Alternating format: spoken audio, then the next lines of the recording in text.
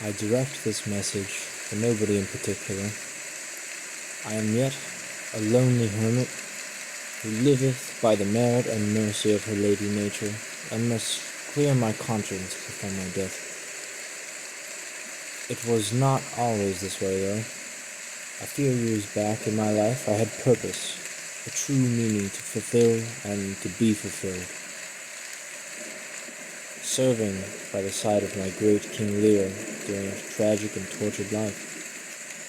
I was a most humble and loyal servant to my king's great cause, advising and guiding him through the issues that fell into his lap from the tip of his golden crown.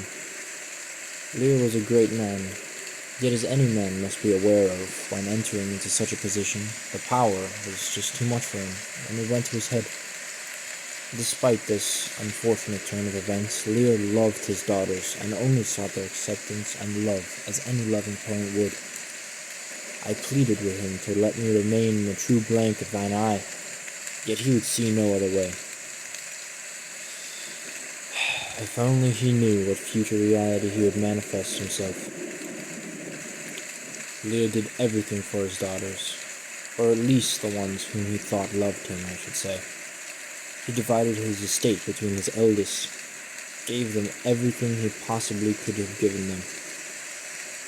The two eldest had a way with their words. My king became drunk on their supposed love. The truth, spoken from the mouth of the youngest, incurred the wrath of the dragon one day. After casting Cordelia as well as myself out of the kingdom, all of the tragedy began. My king was deceived through every mean possible, and from every angle imaginable. I too took part, only because I could not stand to walk away from my master in his time of need. His other daughters, Goneril and Regan, reduced him to nothing before my very eyes. And there was nothing that could be done to prevent these malicious things, for these vile broads possessed all of the king's poor estate. Drove him to insanity. He walked through the most deadly of storms, the kind of storms that even creatures of the night would not dare to prowl about. A great man he was.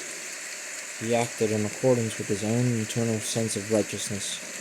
He cared for his people as a king, but in the end, it is as a great man once said, all it takes is one bad day to reduce the sanest man alive to lunacy.